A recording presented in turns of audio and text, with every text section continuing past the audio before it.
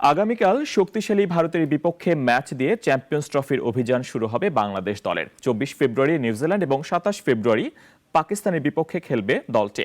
Champions ট্রফির সবগুলো match সম্প্রচার করছে নাগরিক টেলিভিশন। ৮ বছর পর ফের চ্যাম্পিয়ন্স ট্রফি। পাকিস্তানের মাটিতে ফিরছে ক্রিকেটের বহুল প্রতীক্ষিত এই আসর। মিনি বিশ্বকাপ নামে পরিচিত ওয়ানডে ফরম্যাট। প্রথম ম্যাচে মাঠে নামে নিউজিল্যান্ড ও পাকিস্তান। দুবাইয়ে শান্তদের ভারত পরীক্ষা শুরু হবে বৃহস্পতিবার। এবারে চ্যাম্পিয়ন্স ট্রফিতে অন্যতম অভিজ্ঞ দল বাংলাদেশ। 2017 চ্যাম্পিয়ন্স ট্রফির দলে থাকা 6 ক্রিকেটারই আছেন এবারের টুর্নামেন্টে বাংলাদেশ দলে।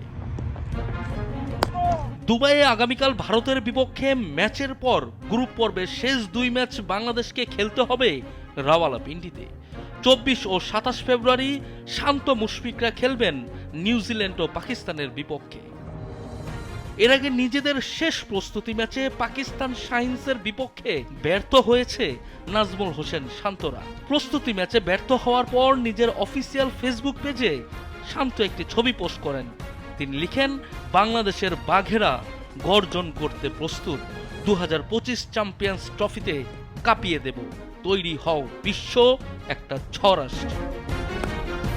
সে বাঘের গর্জন কি আজ দেখতে পারবে ক্রিকেট বিশ্ব? শান্তরা কি রাখতে পারবে তাদের কথা? সেটাই দেখার অপেক্ষায় বাংলাদেশে ক্রিকেট প্রেমীরা। শান্তর এই বার্তার সঙ্গে সুর মিলিয়েছে আন্তর্জাতিক ক্রিকেট কাউন্সিল ICC। সংস্থাটি সামাজিক মাধ্যমে বাংলাদেশ দলকে নিয়ে লিখেছে, বাংলাদেশ চ্যাম্পিয়ন্স ট্রফিতে গর্জন করতে প্রস্তুত।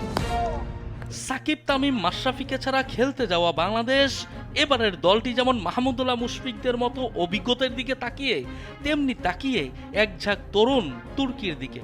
পরিবর্তনের মধ্য দিয়ে যাওয়া বাংলাদেশ দলটি কি পারবে নতুন যুগের সূচনা করতে?